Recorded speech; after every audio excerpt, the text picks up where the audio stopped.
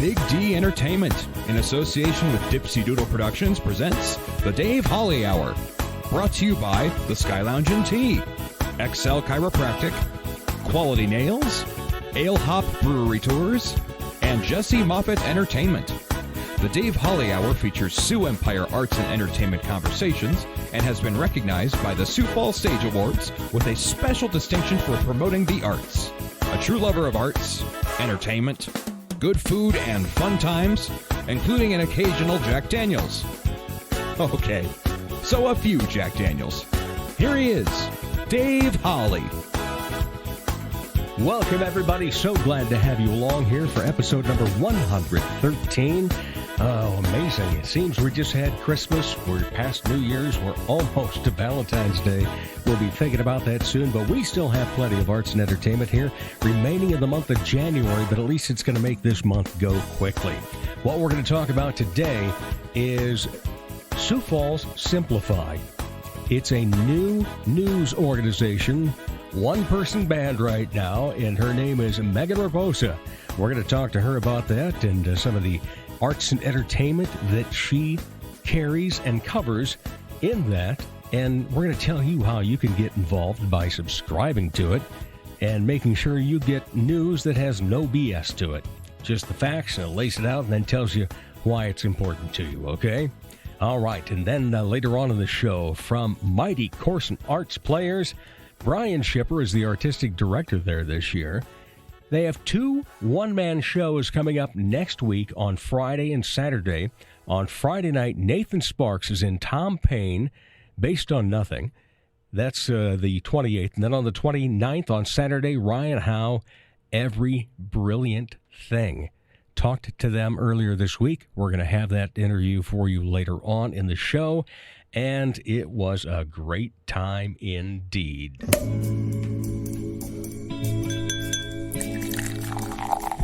Time to grab your favorite beverage, lift it high, and toast it to being Thursday, a.k.a. Weekend Eve. Hey, the weekend isn't around the corner, it's here! So long, hump day, and your frumpy way.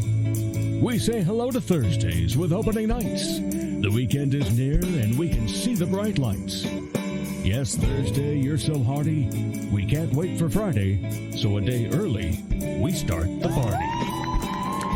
Oh, such a fun way to celebrate this week for our Weekend Eve toast. It goes out to the proprietor of one of our advertisers from Ale Hop Brewery Tours. We say congratulations to Jason Schlechter. He was this year's In-Town Shriner of the Year.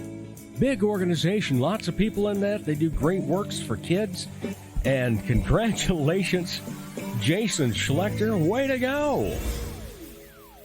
You know what, Jason? You should really think of taking this up because the Weekend Eve Toast has been brought to you by Ale Hop Brewery Tours. No matter what brewery in Sioux Falls is your favorite, Ale Hop Brewery Tours will take you there. They'll let you and your friends choose any of the 8 or all 8 or throw in Glacial Lakes Distillery or ask them about Wine Wednesdays.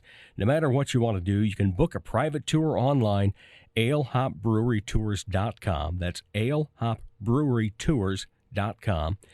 Already out and about on a weekend? Hop on one of the public tours. For more info on those, call 605-777-2183. That's 605-777-2183.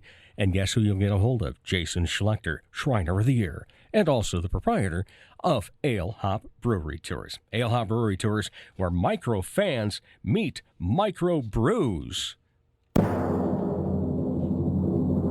Honorable mention. Oh, what made Dave smile, laugh, chuckle, guffaw? I tell you what, it was a huge, huge smile this week. Our honorable mention goes out to the winners from the Broadway World Sioux Falls Awards, including Best Performer in a Play, Aaron Sharp, in Mighty Corson Art Players, Charlie Cox Runs with Scissors. Saw that. It was excellent. Best Production of the Year, Blood Brothers from Premier Playhouse. Best Supporting Performer in a Musical from Blood Brothers, and he's been on the show, Tristan Chasing Hawk.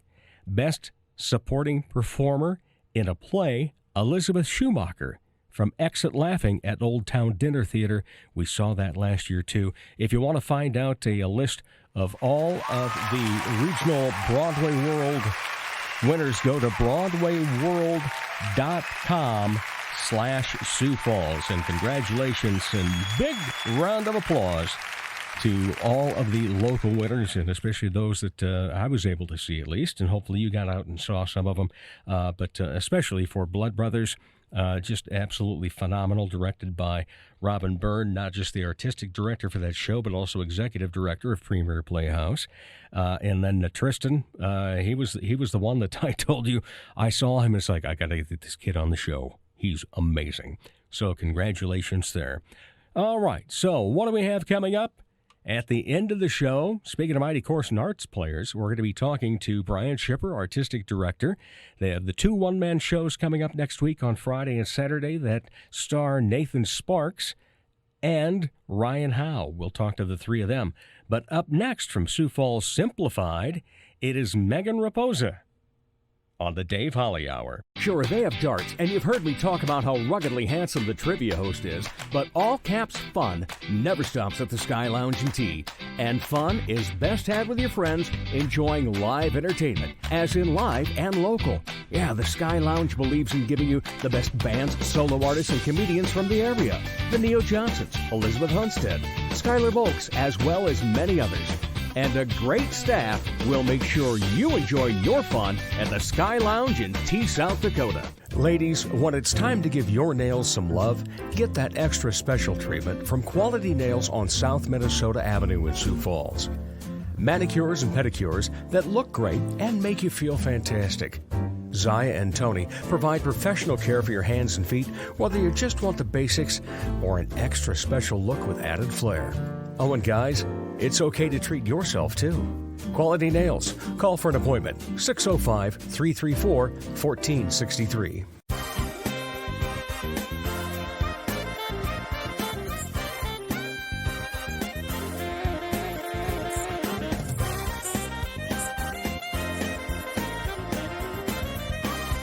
Welcome back, everybody. Thank you so much for your listenership, for your sharing on social media, whether it be, TikTok. Well, we're not really up to speed on that one yet. I have that more so for the granddaughter so I can see what she's up to. But if it's Facebook, if it's you are on Twitter, or you're doing I think the kids now call it just the Instagram, or maybe they call it the gram. I don't know.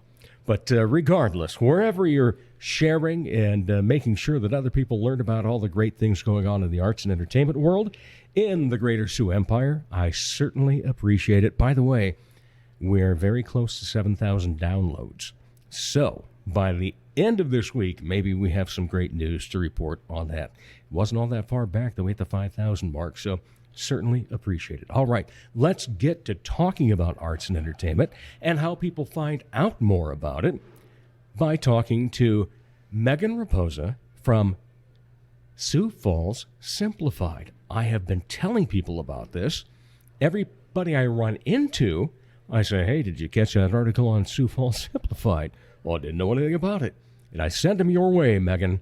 I really appreciate that. You're quite welcome, because what it is it's basically an online newspaper. Mm-hmm. You don't have to print anything out. It's going to be there for you. And the name says it, Sioux Falls Simplified. You have such a great writing style because you take the nuts and bolts, you lay them out, and you tell the facts, and then from there, what those facts mean. Yeah. What got you started with this? Yeah, thank you for the kind words on it. I journalism has been a passion of mine. I've always been a writer, but journalism specifically I found in college here at Augustana, so I haven't strayed too far from home. I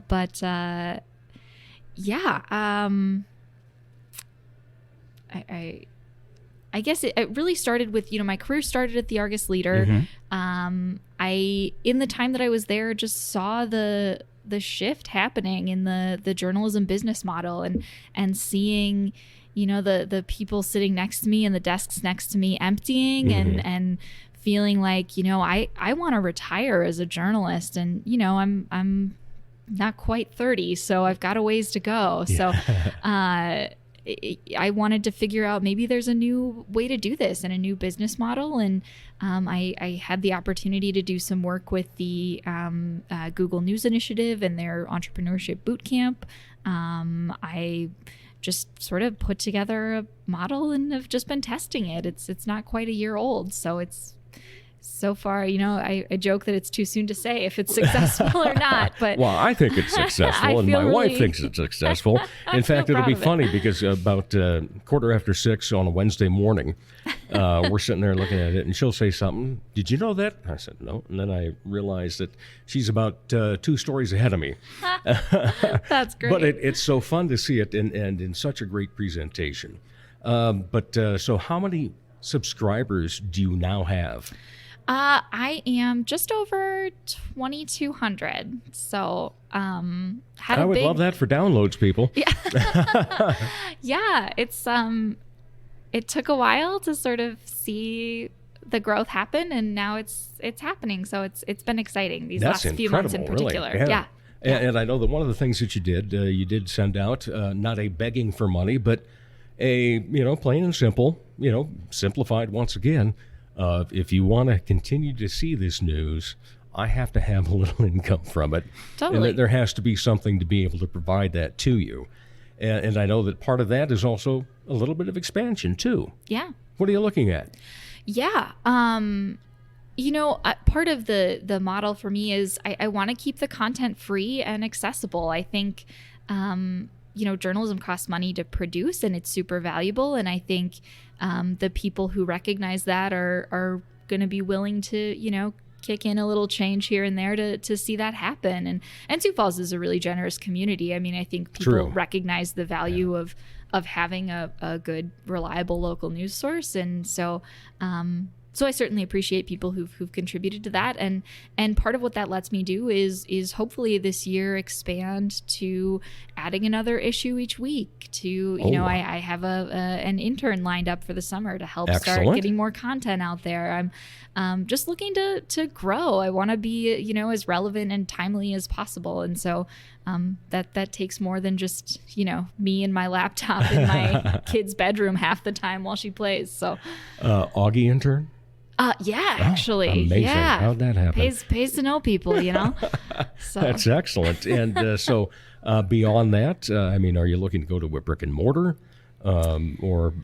Probably a ways away from something like that, just because, it's expense. Yeah. And folks work from home a lot of the time now. We're increasingly learning that. So, so who knows? I think there'll be opportunities in the future, and I'm excited about the potential, but yeah, I think it'll be a pretty lean operation for a long time. Okay. But the model seems to be working for you. So far, so good. Yeah, well, you know what? We're here at our wine bar. This is a wood table, so there we go. We knocked on wood for it. We got that all set.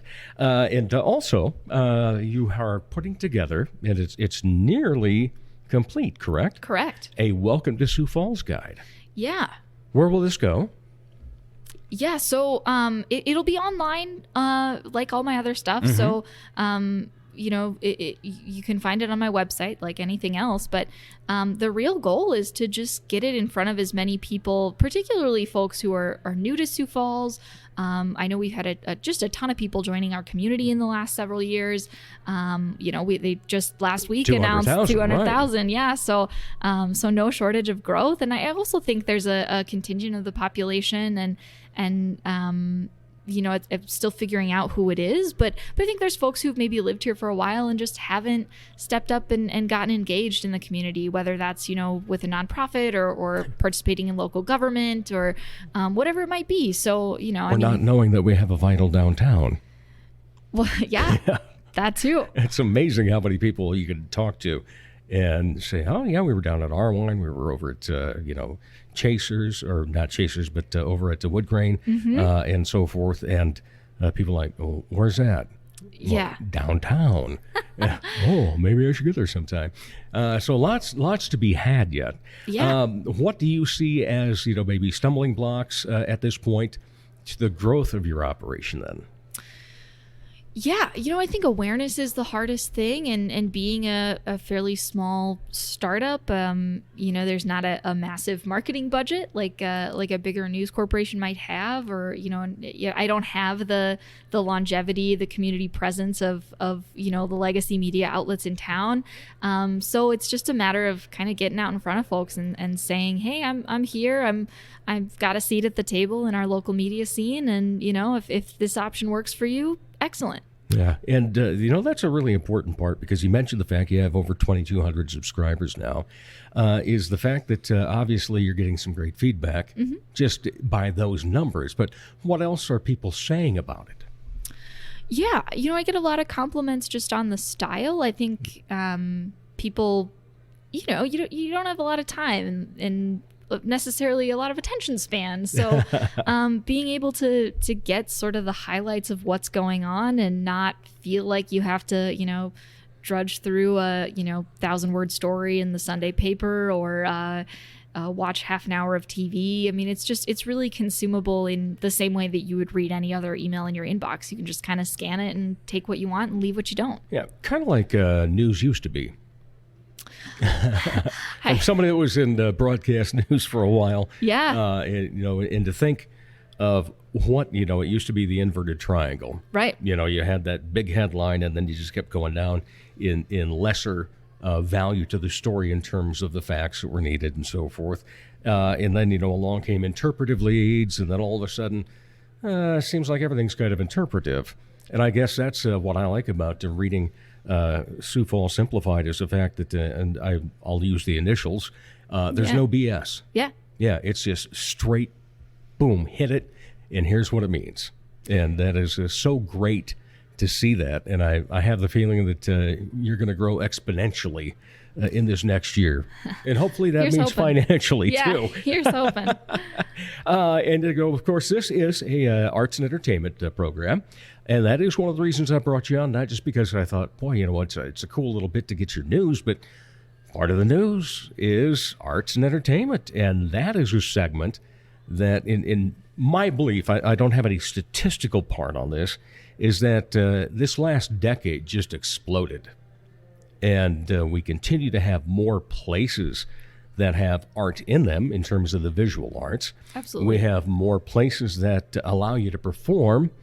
With the growth of downtown, I know that a friend of ours, we were talking one night, and it was like, if you started at Blarney Stone and made your way down to Severance on a Friday night in the summer or a Saturday night in the summer, you've got so many places you could eat, so many places you could have drink, and you're probably going to run into 20 different musicians.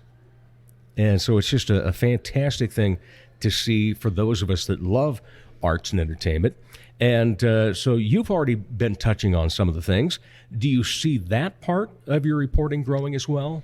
Yeah, it's interesting because, early on I sort of set out, like any business, you have the idea of what people want, and then they tell you what they actually want.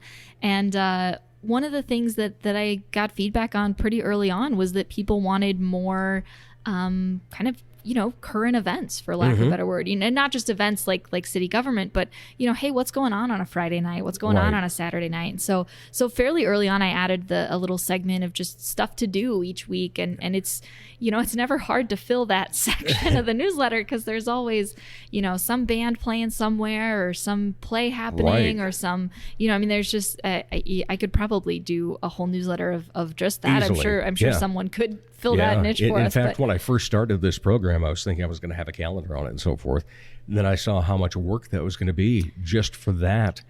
And so now, just at the end of the show, when I do a little wrap up, I will say where I'm going to be going to take different things in. And then I always tell people, just look on Facebook, look on social media somewhere. You will find something. You cannot be bored here.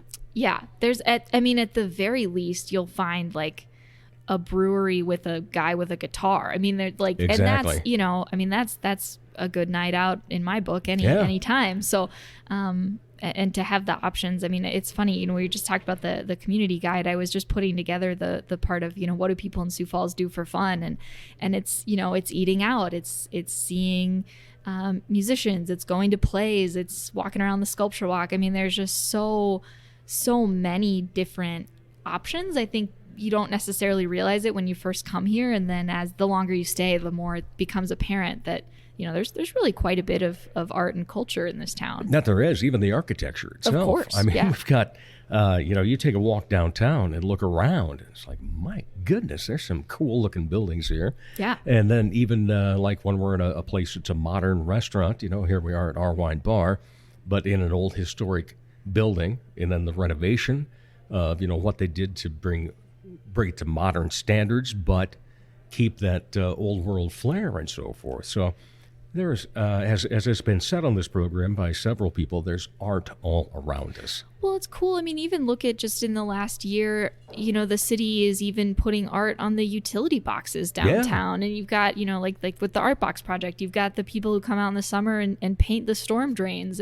It's art even in places where you wouldn't generally expect it. So I think that's what's pretty cool to see too, are little projects like that. No doubt about it. What is your association with the arts? You went to Augie. They have quite the arts and entertainment programs. They do. And I know that we have a mutual friend, Mo Hurley. Yes. Who is just fantastic. And I've done some work for Mo, and she's going to be on this show sometime when she's not so busy being in plays. Yeah. But what types of things have you experienced and that you really appreciate about the arts? Yeah, one thing that I am forever grateful for at Augie was befriending a lot of people in the theater department, which has served me well. I'm not an actor myself, but I love going to a local show, especially stuff like the smaller theater companies in town, and Monstrous Little Theater Company was started by some good friends of mine. I think the Goodnight Theater Collective is great. Even the community theater rebrand. I mean, the Premier Playhouse, the Christmas Carol production they did was unbelievable. Phenomenal. So I'm a huge appreciator of the local theater scene, and I'm grateful for that. And yeah. Are we ever going to see more than a newsletter in your writing style? Is there more that you'd like to do? Short stories, essays, novel? I know better than to say never to anything. I think one of the things that I miss about being at the Argus Leader was helping with some of the long form narrative journalism projects, and there were some fantastic reporting that went on when I was there, and it's cool to be able to work with another reporter and see how you can take a big issue in the community and summarize it and tell a story through the eyes of one person and take that lens and broaden to, the bigger community and help people connect to an issue. I think there's real value in that type of storytelling. It doesn't fit with what I do with Sioux Falls Simplified, but right. But I love that style of writing and being able to take investigative things and make them into a narrative. So who knows what the future holds, but I think there's, certainly the Argus Leader does a great job with it. I think South Dakota News Watch does a great job with some of those deeper investigative things, but I don't know. You never know. There might be opportunities to expand to more of that kind of stuff. And, I like writing. I've always just kind of joked that, like, as long as someone will pay me to write, I'll write. So what was the first thing you wrote? When I was about, I want to say 4 or 5 years old, I didn't know my ABCs yet. I couldn't write myself. But I would dictate to my mom, and she would write down in my journal. I had a little Tweety Bird diary. Yeah, she's always a supporter. And I just stumbled across a picture my mom had shared a few years back, and it was an about the author page that I wrote at age 9 with a little story that I put together. So when I say I've been writing forever, I really do mean it. You really have, yeah. That's for sure. Yeah, that's incredible. Yeah. First paid thing that you did, what was that in terms of writing? Was that the Argus, or was it prior to that? Yeah, it was prior to my full-time gig at the Argus, but I did some freelancing back when Jody Schwan was running the business journal over there. She let me take on a story, and it was about a community program that I don't know if it ever existed much longer than when I wrote about it, but it was just a little feature on somebody who was trying to get started, and it was my first byline, and that really lit a fire for me. So how's it feel being a startup business? And we already talked, in terms of the numbers of subscribers, the people, giving you good feedback and so forth, but just the feeling of accomplishment. What's that like? Yeah, it's so strange because it's this juxtaposition of, the sort of outward facing of like, this professional website and all the content I'm putting out and all the work that I'm doing and connections I'm making and things. And then there's, my day-to-day life of, sitting on the ground in my kid's nursery while she plays and writing, or my makeshift office in our house, and there's times where I think it's a little overwhelming to think that like what's been accomplished just in that type of environment, and we're all still navigating the craziness of the pandemic, and it's just such a wild time, and I don't know, I'm just like the word that keeps coming to mind is just grateful. I mean, it's just insane to me that I quit my job, and it was my absolute dream job, and to think that I've been able to create my dream job again, but on my own schedule, which is it's just amazing. So yeah, and what is it that you actually go to to get the reporting from? Are you going to city council meetings, county commission meetings? Where are you headed? Yeah, little A, little B. I mean, it's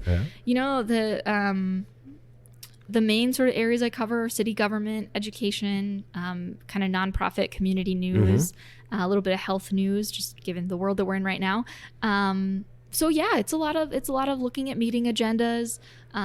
It's a lot of just, trying to touch base with folks who are in positions of power and pick their brain on what's going on and what's important. It's a lot of just keeping track. I think a big thing in journalism is just remembering, hey, this is around the time of year that, pretty soon people will start filling out paperwork to be on the ballot for the April election. Right. So key in on that, or, pay attention to what's going on in Pier right now. And, I think it's just, it's a little of just paying attention. I just found out this past weekend that our neighbor is going to be running for house in South Dakota. Yeah, no kidding. So it's like, wow, okay. There are a lot of announcements coming out. Yeah. No doubt about that.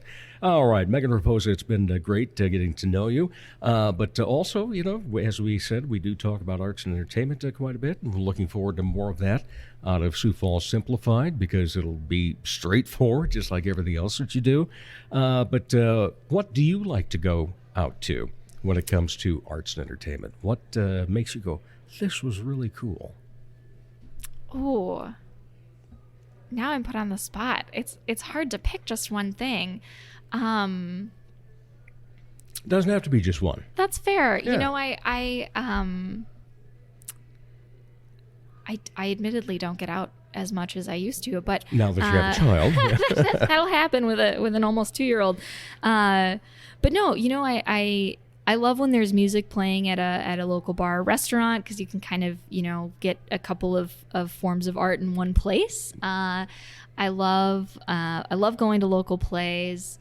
I love walking around downtown, especially just that bridge by the Arc of Dreams. It's just, there's a little bit of magic to it. Just kind of, standing there taking it in. And, I really just, I love seeing, local people pursue their passion. I mean, that's, my passion's journalism, and I love doing it, but it's just as fulfilling to me to see, someone who loves being in a play be in a play, or someone who loves performing music. I mean, it's just, there's just nothing else like it. Yeah, passion is a huge part of it. Absolutely. And the other thing that the word that comes up so often while we do this show is collaboration. Yes. We do not have a necessarily competitive community. We have a collaborative community that likes to help each other, that likes to help new businesses such as yours, and they want people to be successful. And that depends on, how each of us define our own success, obviously, but it's fantastic that we have that. Yeah. All right, final question then. Any other hobbies besides taking care of an almost 2-year-old?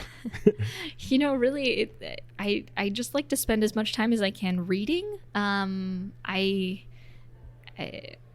It's something that I can do easily and cheaply at home and with a library card. And my goal is to hit 50 books this year. So we'll see. Yeah. Yeah. So Not quite one a week. You're going to take 2 weeks off. Yeah, huh? Okay. you know. That's always a Christmas good goal. It really is. I think there was a time when I was pretty close to that a few years back, but I put that on this year's 2022 goals. I don't do resolutions. I'm a goal person, and I did say read more. I didn't put a number on it, but just read more. Actually, I think I said read all the books that are on your nightstand that you haven't done yet before you buy any others. That's the real challenge. I think buying books and reading books are different hobbies. Yes, they are. All right, Megan Raposa from Sioux Falls Simplified. Tell people how they can subscribe and how they can get involved in getting your newsletter on Wednesdays, and then maybe down the line, another time during the week too. Yeah. The best way to find me is through Sioux Falls Simplified's website, which is just sfsimplified.com. You can also, you just shoot me an email. It's Megan, M-E-G-A-N, at sfsimplified.com. So happy to chat with you. Appreciate all the information. Appreciate the time as well. Thanks for being on the Dave Holly Hour. Yeah, thanks, Dave. I really appreciate it. No problem. You'll be back, I'm sure. And we'll be back with more of the Dave Holly Hour in just a moment. Hi, my name is Jesse Moffett, and I'm not a piano player. I'm a comic magician and hypnotist. I've been performing for over 20 years. I've performed at many events, corporate events, holiday parties, post-prom parties, graduation parties, state and county fairs, festivals, just about anything you can imagine. The funniest thing about the Magic Act is that I use a ton of audience participation, and that can make things really interesting.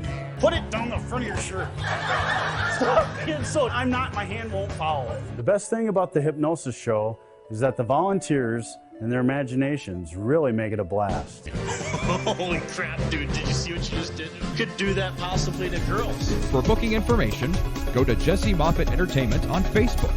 That's JESSEMOFFITT. Or call 605-929-0964.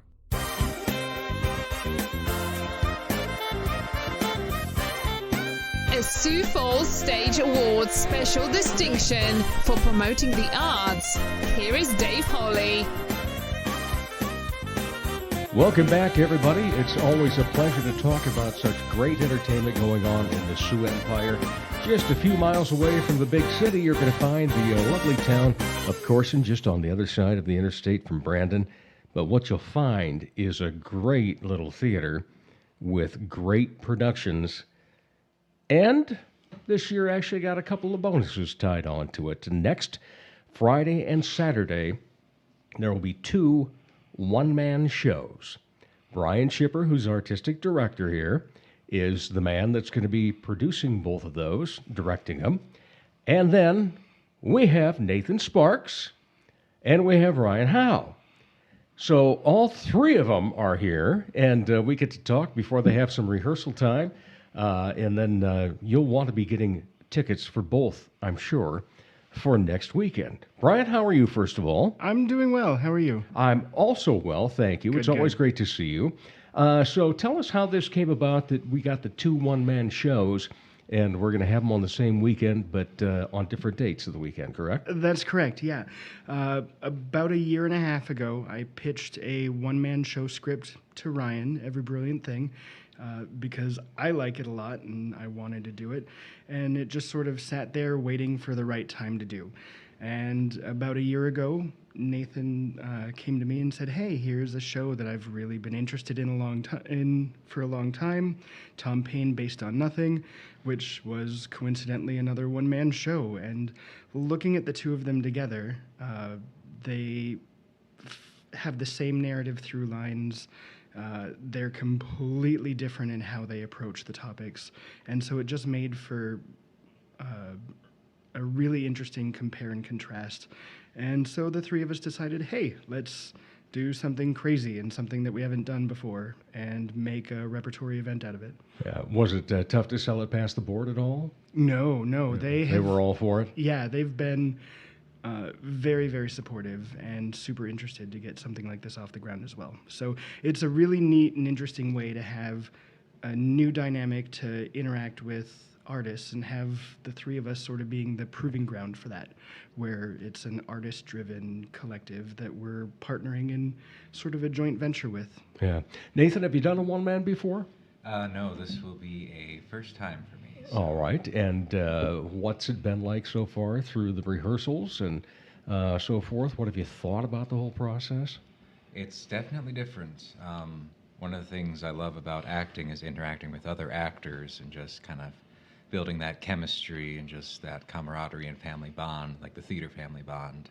But it's just kind of just me up here. So kind of just playing in the playground by myself and just a little direction from Brian, who's been great with that. And just trying to see if I can hold my own for an hour on stage and stuff, hopefully hold people's attention for that long. And yeah, and how did you approach it in terms of the script? Did you look at it line by line, or was it like, oh my, that's a hell of a monologue?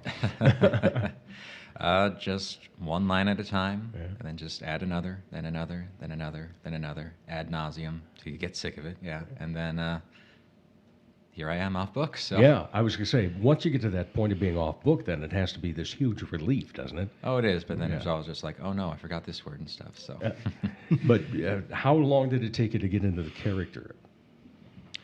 I think once we started like actually meeting for rehearsals and stuff, we kind of having discussions about how we viewed the character, myself and Brian, just kind of bouncing ideas back and forth and just kind of still ironing it out these last couple weeks before we open. So it's always gonna change and morph. No rehearsal is quite the same. So you just try to find that balance, and so I hopefully strike the right one for the performance. So, Ryan, how about you? First time in a one man? Yeah, I've done some smaller cast shows, 3-4 people, but this is the first time just taking the stage just by myself. What's it like to take that step? It's thrilling and terrifying and challenging and all these different things. I haven't done a show in about a year and a half, so that is another wrinkle of like, oh boy, I hope I still have it. Like, it's just, shaking off the rust, and it's like, what better way to do that than by saying, this is me, this is what I've got, and not necessarily having any supporting cast to rely on to shore up any weaknesses or anything. It's just the vulnerability is at its peak. All right. So it's going to be, Nathan's going to be on Friday night next week. Mm-hmm. Yes. And then you're going to be on Saturday night. Correct. You're going to feel the pressure of already having one done by Nathan? Oh, absolutely. And then like, okay, I've got to be as good? Yeah, well, yeah. And that was evident from the first rehearsal. Nathan is one of those top-notch actors, and anyone that's seen him work, whether it's been here, Premier Playhouse, and really anywhere. Sorry, Nathan, probably everywhere else too. Can you hear me blushing? But he's one of those people that his characters are so distinct, and there's a specificity to every performance that he does that there's absolutely the pressure to come out, albeit with a different show and a different tone, but to deliver something of that similar impact that people are going to come and say, man, I'm really glad that I came to both shows. Right. Yeah. And so Nathan, for you, starting off the block then, what's your philosophy about that versus being on the first show or the second? Well, it's all riding on me, huh? So just try to treat it like any other performance and stuff like that. Just do your best, get it out there and stuff, and hope the audience is receptive and willing, and that, if you mess up and it's a one-man show, they really get to see you stumble through it that way. So, how much improv did you allow them, Brian? Not improv necessarily. The scripts, especially how well written they are, a lot of the text just needs to come as it does. But there is a certain amount of playfulness in timing and the occasional interactions with the audience, because even though it's just a one-man show, and as much as Nathan and Ryan say that it's just them up here completely vulnerable to nobody, in a situation like that, the audience does almost become complicit in the event that's going on as well. So there are some elements where there's the flexibility and the fun of being able to just play with that in the moment, which is where I'm super excited to see them both just shine. So are you going to have opening night jitters? Oh, I get jitters before every performance and stuff like that. Because I was going to say, you've got the one shot, so it's got to be exciting and like you said, Ryan, as well as terrifying. So Brian, tell us about each of the plots. First of all, with the Nathan show with Tom Payne. Sure, and actually, why don't I let them talk about it? That's fine. They've been working with the scripts individually, and I've sort of been marrying the two together. So specificity on that. Take it away, boys. Oh wow. Okay. On the spot. On the spot, always in the spotlight. Oh, get my light. Yeah, Tom Payne really is a man kind of musing about growing up, kind of honing in on the beauty and the not so beautiful parts of growing up, where childhood ends, adulthood begins, relationships with parents, friends, or lack thereof, romance, just kind of detailing his thoughts on what his life's been like and asking questions to the audience to think about where their lives have been and what they're going to do going forward. So, what did you think you had to do to approach that character? Kind of had to go to a bit of a dark place. The show does go to some uncomfortable places at times, but life can be uncomfortable. So it's really just embracing the beautiful and the ugly parts of life and just being willing to show that vulnerability, but also sometimes the darkly comic as well, because life can be funny, sometimes darkly so, and but there's still an optimism that goes through the show as well towards the end. It's just, isn't it great to be alive and that sort of thing. So, all right, Ryan, your turn. Yeah. Every Brilliant Thing is the story of a list and the man who writes the list. So it's a man reviewing his life, beginning with his recollection of his mother's first suicide attempt. And from that, he begins writing a list of every brilliant thing, all the things that are beautiful and wonderful and worth living for. And you see how this list transforms his perspective and the perspective of others that he meets. And the list just keeps growing and it expands beyond traditional pen and paper. And so similarly, it's a tale of depression and childhood ending and growing through adulthood. But there is more of that playful tone of how does a child of 7 view the world and think, what things do they think that are wonderful versus when you get into a teenage life versus adulthood, how do those perspectives change? So I understand that from the first time you read it, it was pretty emotional for you. Mm-hmm. Yeah. How so? Yeah. It took me a while to actually get around to reading it, as usually is the case when Brian sends me things. Because we're usually in a show, we're working on some project, and we're spitballing and says, hey, I've got a show for you to read. And I was just in a mood where I was like, man, I need to feel like an actor again. I need to feel like I do something.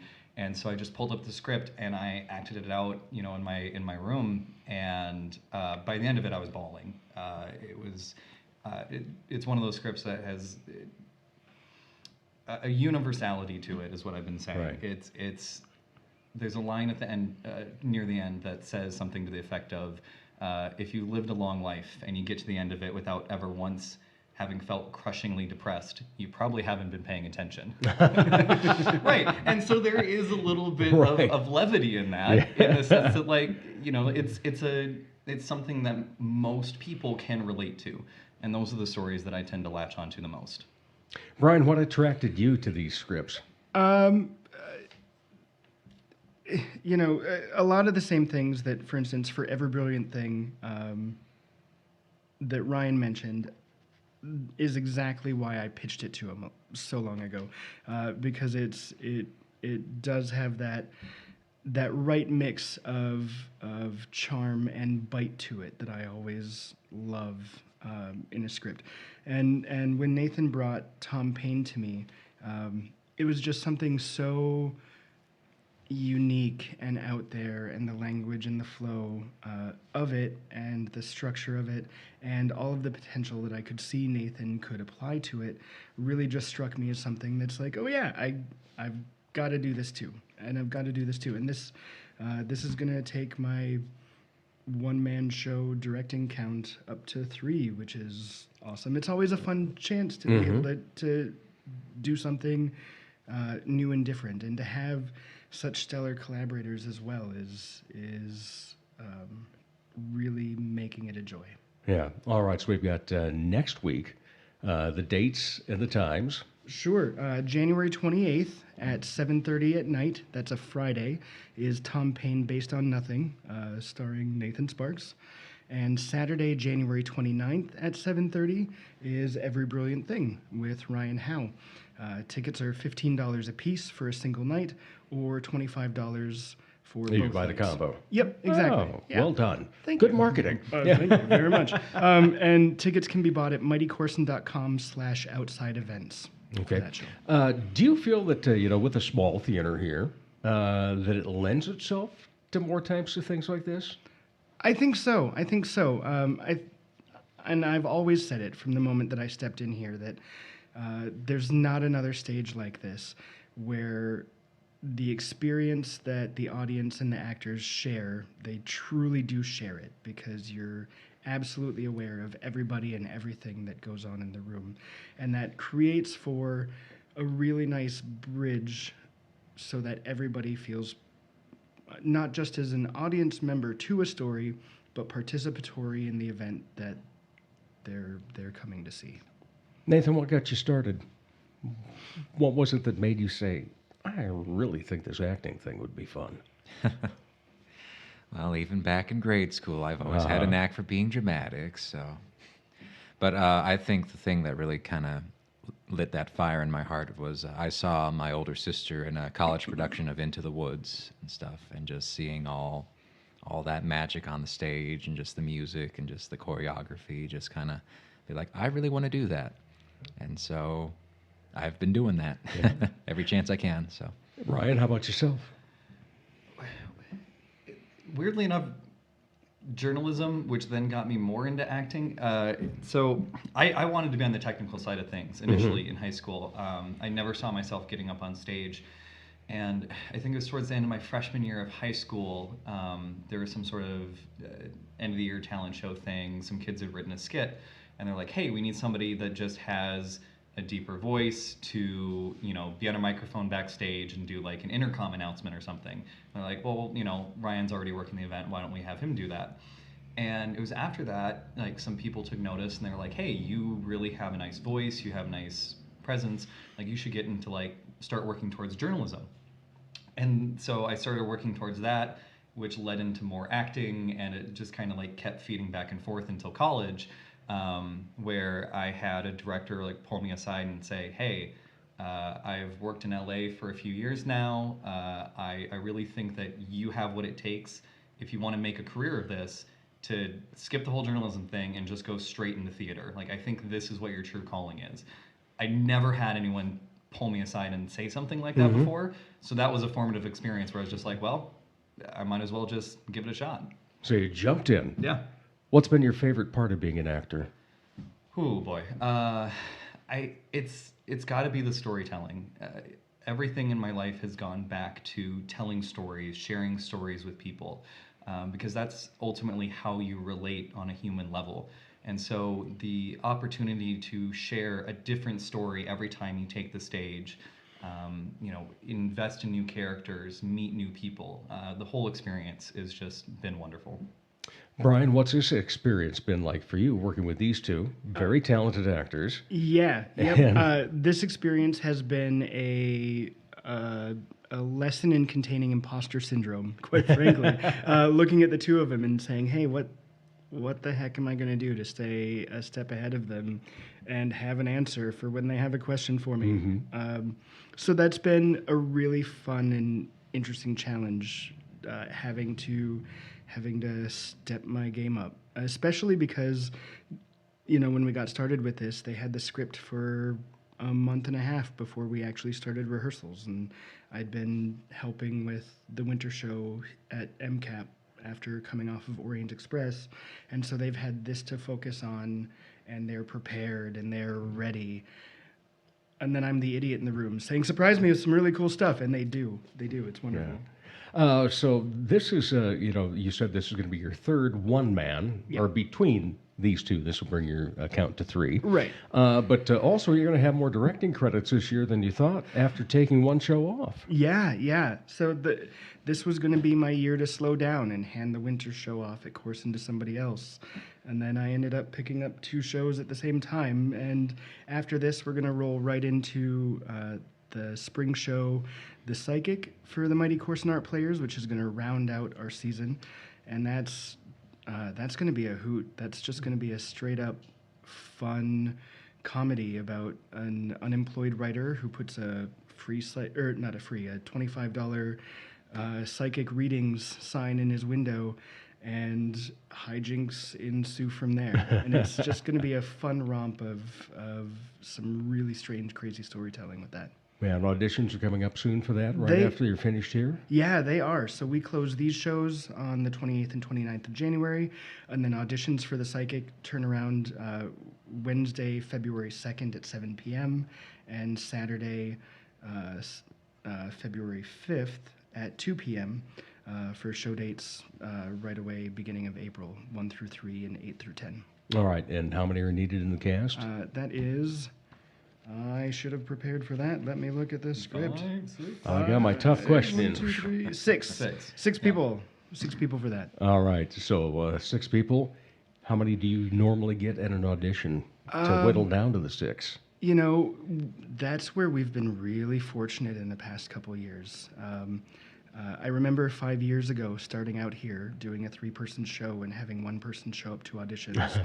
And so since then, we've been doing a lot of jumping up and down and letting people know that we're here, to the point where I was a little bit nervous about Murder on the Orient Express, because that's a 10-person cast.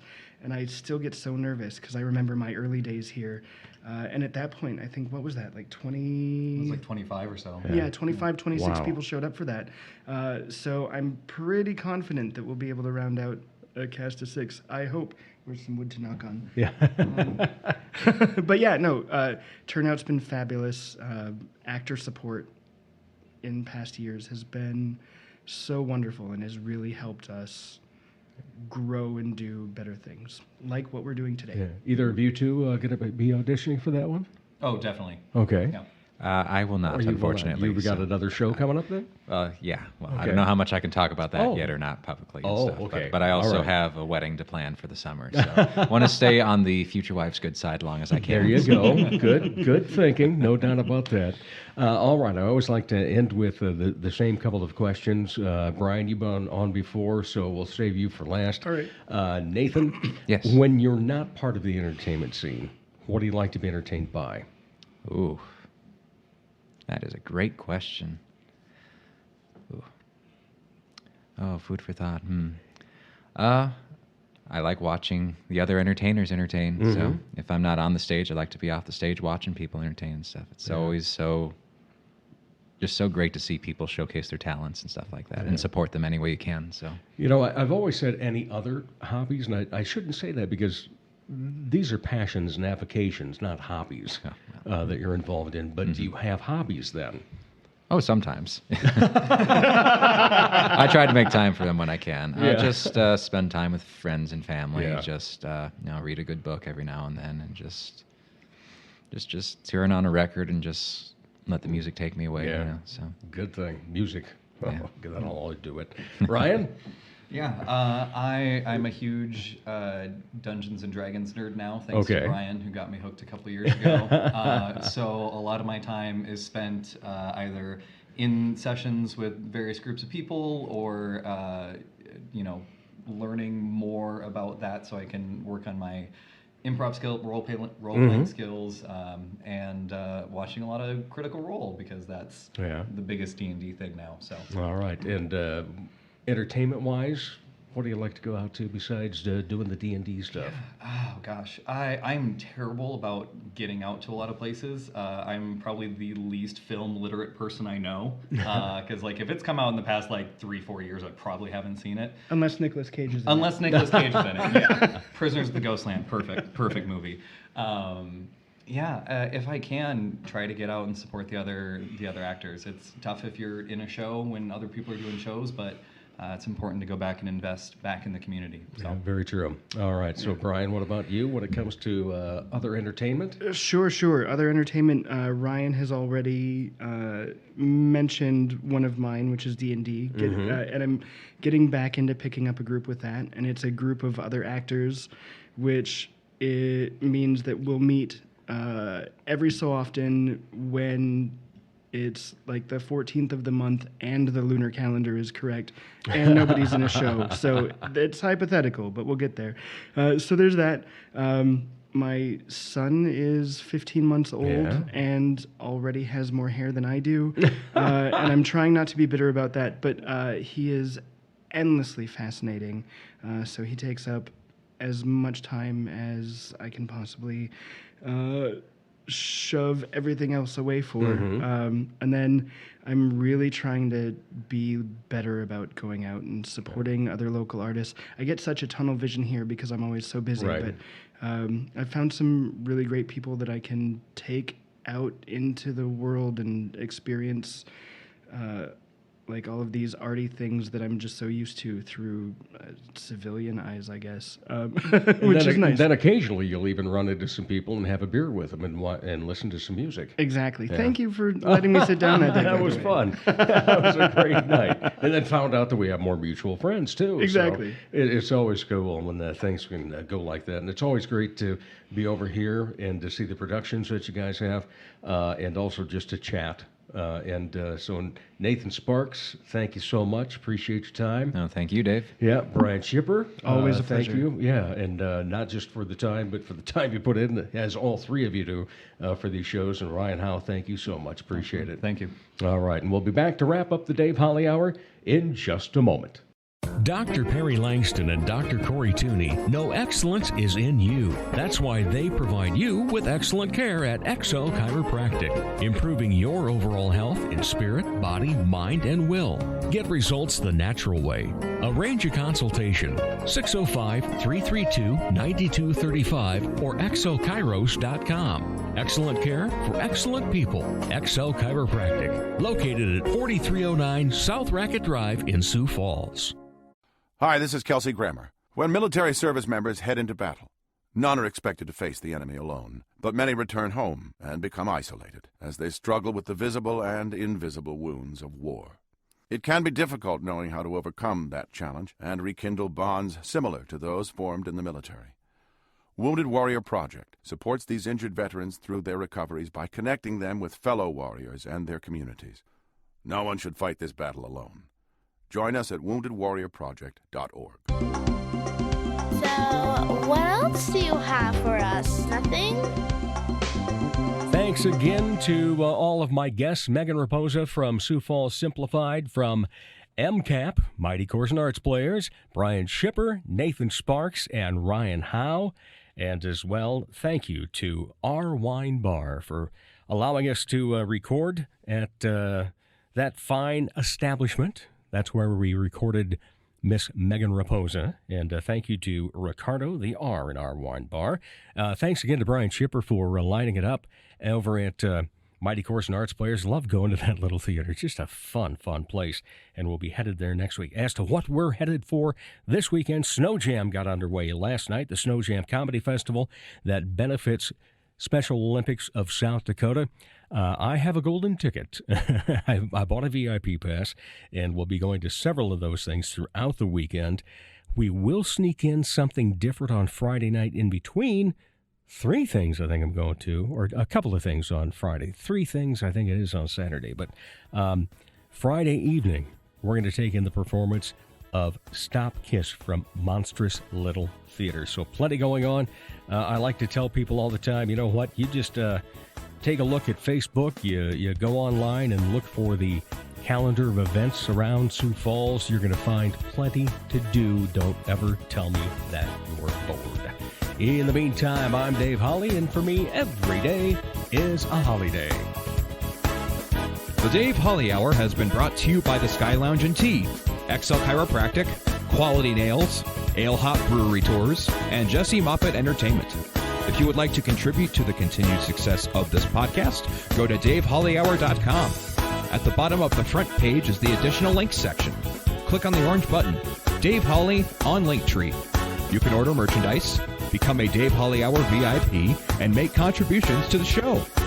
The Dave Holly Hour is produced in the Dipsy Doodle Studios by Big D Entertainment.